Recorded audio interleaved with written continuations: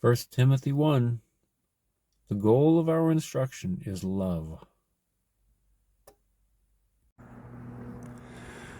I need to address this issue of people, and I'm going to specifically name one person here. Not in judgment, but just because it's important. But people who say that they have great faith in God and their faith is strong and they know their Bible and they're obedient, but they don't have any experiential relationship with God or with Christ. And they'll say, well, I don't need the experiences, I don't need the emotion, because my faith is strong in the Word of God, etc., etc. And I'm specifically referring to John MacArthur here, because it was just related to me by a friend that this is something that he says, or has said. And again, I don't know John MacArthur, I can't judge the guy, of course, for all of eternity. But for someone, anyone, be they a very well-known Bible teacher or not, to say that their faith has no experiential component to it is extremely concerning. Why? Because the whole point of our faith is love with Jesus. And love with God, as Jesus himself said. Like, that's the whole point of the whole thing.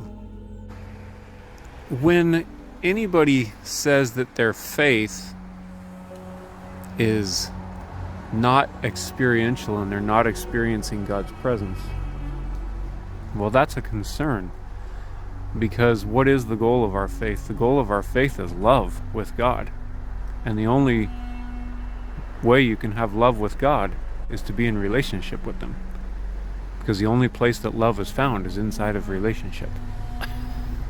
There's no other way to be in love with somebody than to be in relationship with them.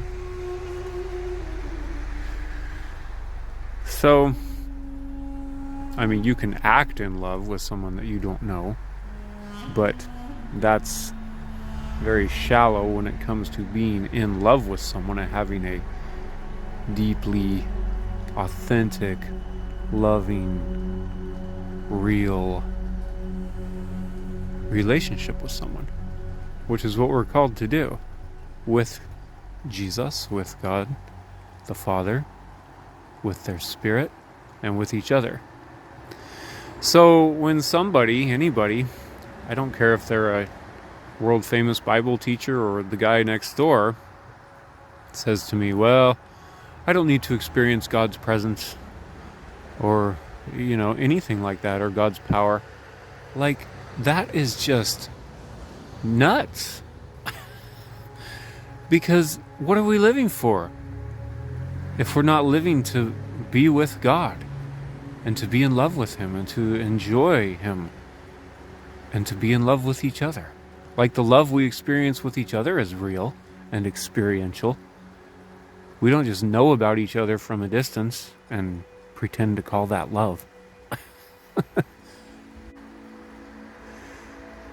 In my own experience, I have spent years and years and years, 28 to be precise, focusing so much on reading the Bible, meditating on the Bible, memorizing the Bible, fasting, praying, serving, all these things ad infinitum.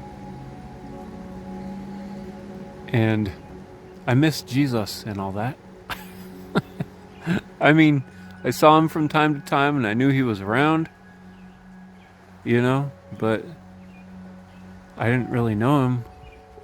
And since He showed up in my life and I started to get to know Him, the difference between reading about Him and knowing Him is vast. It's just a vast difference.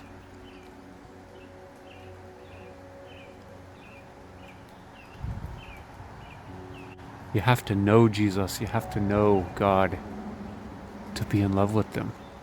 You can't just have a non-experiential faith. It just...